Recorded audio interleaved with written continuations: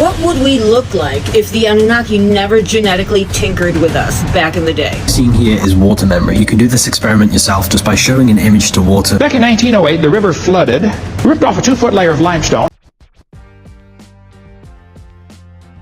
Welcome back, Wi-Fi wizards. Consider liking, subscribing. Let's crack on.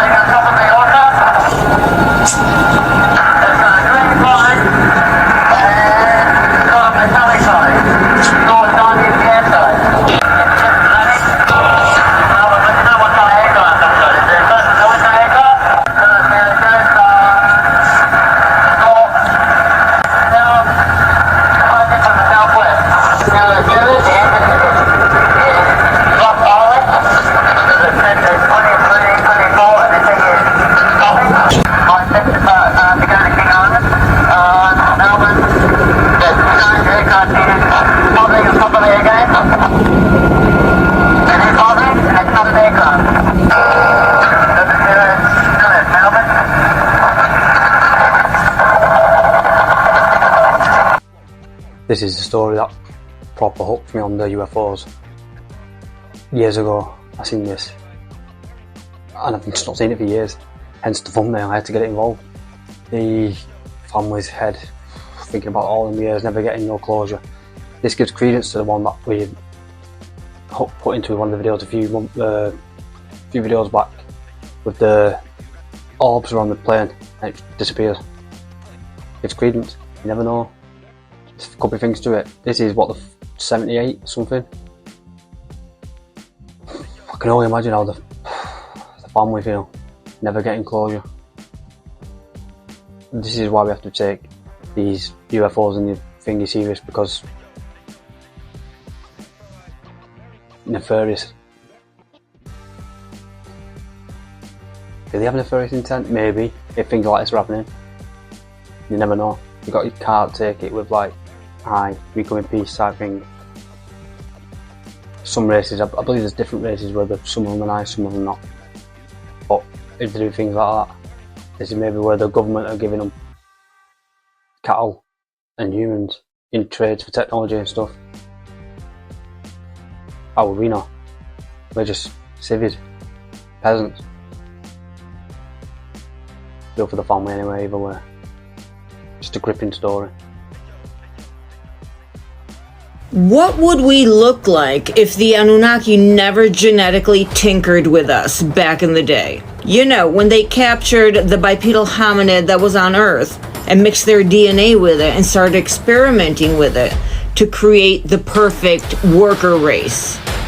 What would we look like if they didn't do that? As you can see from the stone carving from Mesopotamia, this should be Enki, the Anunnaki god. See how tall he is? Said to be about 10 feet tall, if not more. And these right here, these are the humans that they created. See how they worship? The cross symbol in the middle of the obelisk there, that is the symbol of Nibiru, the planet. Literally, it means the radiant planet. So that technically is the first symbol of the cross that we see in history. So before they came along and tinkered with us, let's see what we looked like. Homo erectus. These hairy cavernicoli, this is the species that Enki captured, transformed into what we are now, Homo sapiens sapien. But this is how we were before. This was the typical bipedal hominid described in the cuneiform tablets. They could function marvelously, they could run fast, they could climb trees, heightened senses. Didn't you ever wonder why all the other animals have these heightened senses and then humans don't? It's unnatural, right? It was because of the Anunnaki. At a certain point, when we were getting too smart and we were evolving too fast, it went against their agenda. That's when they were like, okay, we gotta dumb them down, do something to the pineal glands, which is like a crystal in our mind that is supposed to like pick up signals and stuff. It has to do with a lot of psychic abilities and things like that. Just think of the animals that can tell when a hurricane's gonna come, when a flood's gonna come. They know. We don't have that anymore. This is why they couldn't have a species mixed with their DNA that was becoming like them. But if legend goes correctly, we have something they don't have. They grabbed females of this species, mixed their DNA with it, and we went from looking like Enkidu, which Enkidu is from the Gilgamesh story, which I'll tell you in another episode. This is what we are brought to believe from the tablets and from history. That was the predecessor of Homo sapiens sapien. And from this guy to Homo sapiens sapien, that is us, we're missing 1 million years of evolution. We are told that these creatures went extinct because of laziness paired with the inability to adapt to a changing climate. Then these guys here have their own theories of what happened, but to be clear, these are all theories. So could Homo erectus still exist?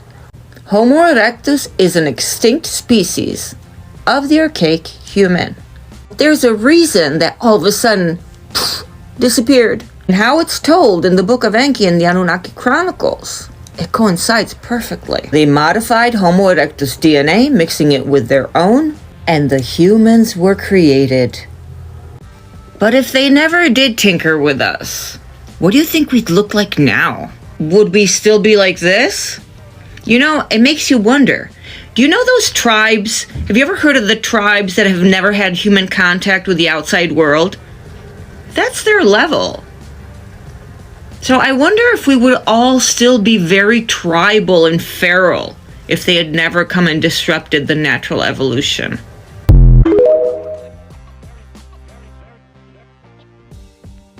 What would we look like? That's true. Would we be more scaly? Nah, amphibious. Hairy maybe? Probably not me. 36 can't grow beard. But you never know, I don't know. Could be some credence to that as well. Could be something to it, you never know. It's strange to think about, isn't it? It's a weird one, never thought about that. I don't think I've ever heard anyone think about that. It's proper out there, that's what Bianca does. These are the out there ones, that makes sense. Who knows? Couple of Bigfoot stalking cases here now. So, remember what we said on the previous channel, previous videos? Wide apart eyes, big wide apart eyes, and they move like that. They move like fluid. They're just like spaced apart, silent, and just stalk from the background. So, and you don't want to know they're there, but obviously these animals have a sense, so they can hear like the slightest like fears. So these look legit. Let me know what you think in the comments of these on these videos now. Okay. Check out this video sent to me by a follower. Look over top at deer. Y'all see them eyes in the background? Watch this. Deer sees it.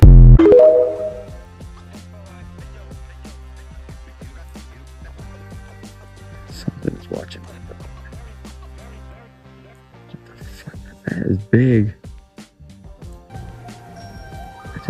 That just looked above the tree.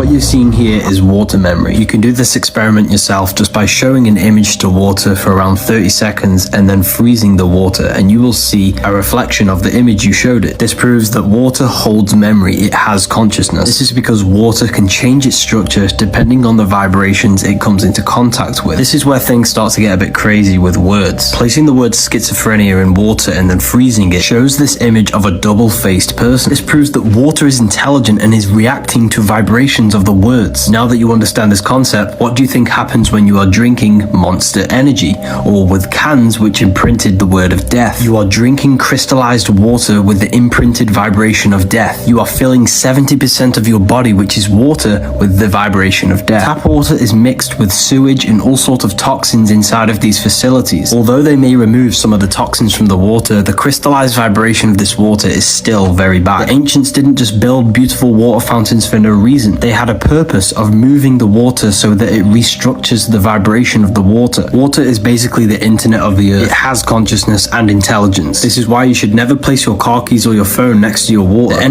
How incredible is that?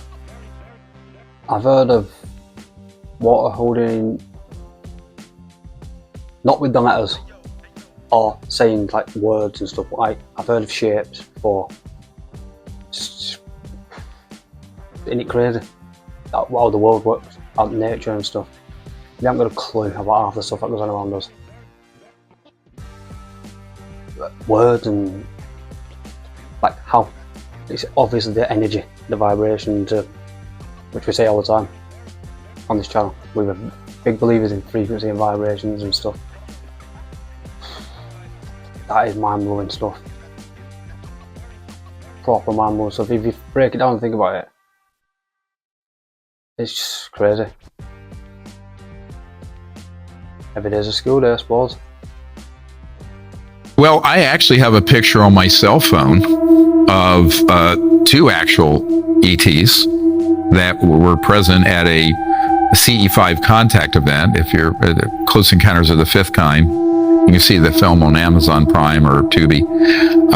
And so it's not on a Ring camera, it's on my iPhone. So if you could have them contact me, they can send us $1 million tomorrow. Okay, do you have these pictures right now? Yeah. Can you show them on the camera? Oh, I'd have to fish them out, but yeah, they're pretty amazing, actually. So this is one, and you know, he very triangular shaped head, almost like a beak-like face. It was at an event we did out in the Arizona desert a couple years ago. There were about 30 witnesses to this. This photograph was taken with a really good Nikon camera by David Marconi, who wrote the screenplay for Enemy of the State. And it was during a reconnaissance and contact event we were doing there in the desert up above Tucson, up at about 4,000 or 5,000 feet. And it was a very unusual series of events happened. We have another one. I don't know if I have that one on my phone. That happened at Joshua Tree National Park about, 15 years ago. And quite spectacular, everyone saw. And as a person took a picture of it, now this was in their low light conditions, but it's very clear what it is. And it's an extraterrestrial being that's sort of levitating, floating out in the desert just outside our circle. So yeah, we have a lot of unusual material. Now, if I didn't know Dr. Stephen Greer, these pictures don't look the best at this angle, like the way they've been on here, but if you watch the documentary, like I said, the CE5, it shows them, it shows more. And it explains the stories around them, like, and more photos from the events, so you get a better understanding of it. Basically, just go and watch CE5. I mean, Close Encounters of the Fifth Kind. I definitely heard about Antarctica melting. You guys have been going crazy in my comments, and I'm honestly surprised there's so many people that think like me. I am so glad I found my people. Another thing I wanted to add to that video. So we covered that the behemoth is most likely living behind the ice wall in Antarctica, which is why they signed the treaty right after being exposed by Admiral Byrd, who mysteriously unalived in his sleep. And that signed treaty prohibited self-exploration of some parts of Antarctica. Do y'all remember last year when all the rich people started to build bunkers? I don't know about y'all, but I don't believe anything is coincidence. All of a sudden, sea life's going crazy, the anomaly came up, climate change is at an all-time high, there's been random ocean fires, and now the rich are building bunkers? What do y'all know that we don't know? That's the question. I also just found out that Admiral Byrd spent 5 months in Antarctica. Let's just say the naysayers are right, and there's no lush green land, there's no shimmering rainbow cities, there's just darkness. I want to ask y'all a really creepy question. If none of that is true, what is in Antarctica? Those icy wastelands have been around for thousands of years, if they're ice, right?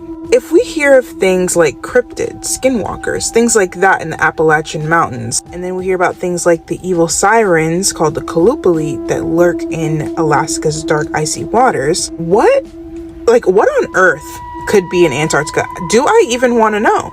Is the question. What if I told you that I did research and I found things that will blow your freaking mind? I don't know if y'all are ready for that. I'm gonna make you hate me. As always, make sure you like and follow and comment down below if you want a part 2. She's speaking facts. Look at all the things that's going on in the sea now. All these weird things are going on, and that thing that's supposed to come up when these things are going on from the bottom of the ocean. Plus, how many times have we mentioned the bunkers on this channel? If you haven't and you're new, go back and watch the videos we've talked about this stuff. How many more things can you say about Admiral Byrd and Antarctica until things start coming together? Bunkers, nature, things are happening in the ocean, in all the seas, all the weird things are happening.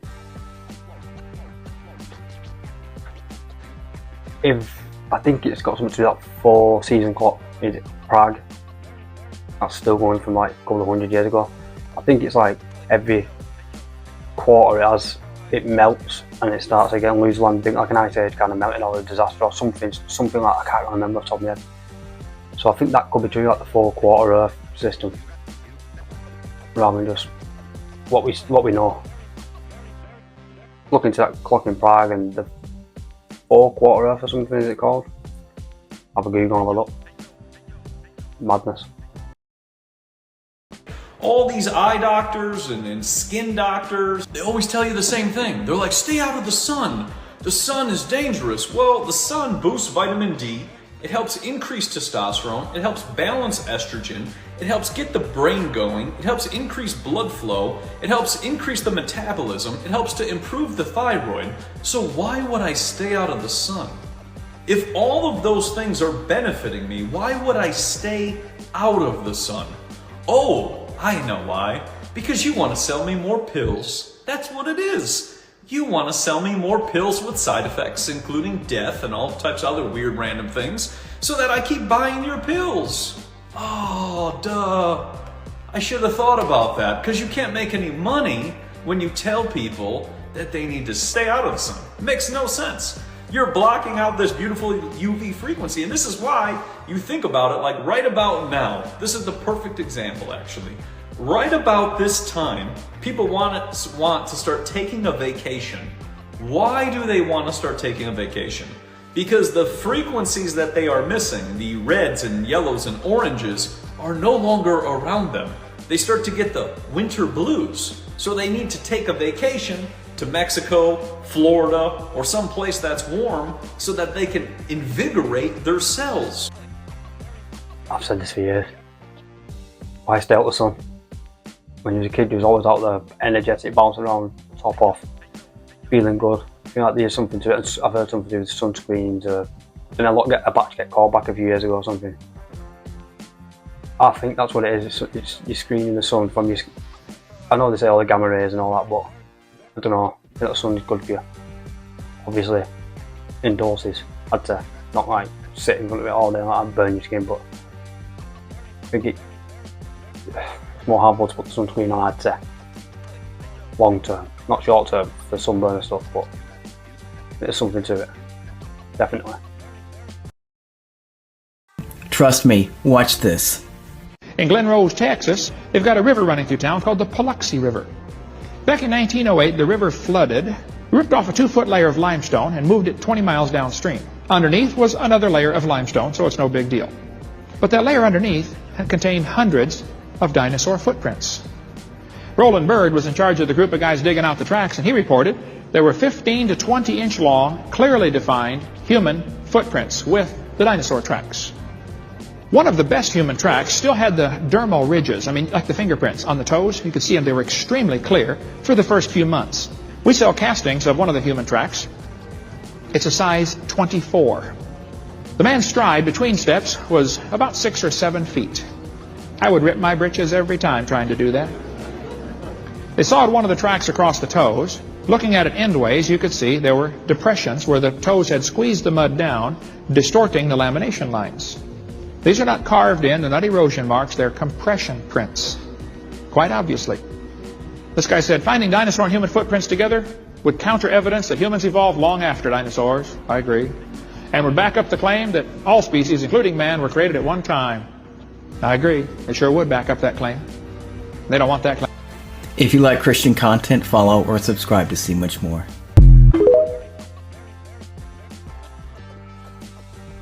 Just another guess or lie from the government. Personally, I think it was dragons, not dinosaurs. Again, if you're new, go back and watch that little video. If you're walking with man and they're that big of a stride, that's basically what a Sasquatch is now. 7 foot stride. Big size 24, do you know what I mean? But I'm not saying that is. But that size, like between 8 and 12, 13 feet stuff. I can only imagine what was going on back then. It's just all guesswork, and history's suppressed. No one knows anything about history. And the Smithsonian, the Vatican, everyone is in on it. This next clip is going to be the last clip of the day. I'm actually, like I said, my mind like a sieve. I'm just going to throw it in because like history's a lie. I'm going to throw it in, but I think I've actually shown it before. I'm not sure I've shown it before. I think I might have shown it in the last video. My mind is a sieve, but I'm going to show it in now. Roll tape. Everything you know about history is a lie. Ancient civilizations were primitive. They were advanced. Far more than they want you to believe. The pyramids weren't built with hammers and chisels. Do you really think they moved hundreds of tons of stone perfectly aligned with the stars? Gothic cathedrals weren't just religious monuments. They were pure technology. Stained glass designed to heal. Frequencies meant to elevate consciousness. That wasn't blind faith. It was science. A science that's been erased, suppressed, buried. Why? Because those who control knowledge control power. They've brainwashed us with stories of progress while hiding technologies that could change everything. Entire civilizations have vanished. Look around you. They do something you don't, something they don't want you to find out. Knowledge is dangerous, not for you, for them. They decide the history you live, the truth you're allowed to know, the secrets that stay buried. Every lie you accept gives them more control. They're already designing your future. And if you don't act now, that future won't belong to you. It'll belong to them. Everything you know about history. History's a lie. It's all a lie. We don't know anything. Look at all the buildings, look at everything, the intricate work. We've been over it. I think we went over this last video, I'm not even sure. Honestly. I'm so bad with it, but either way, it's there, it's interesting. And I appreciate your time for being here to this long, so thank you for sticking with me. Join me on the next one. Upload every day, 3 PM, English, UK time. Thank you. Ciao, ciao.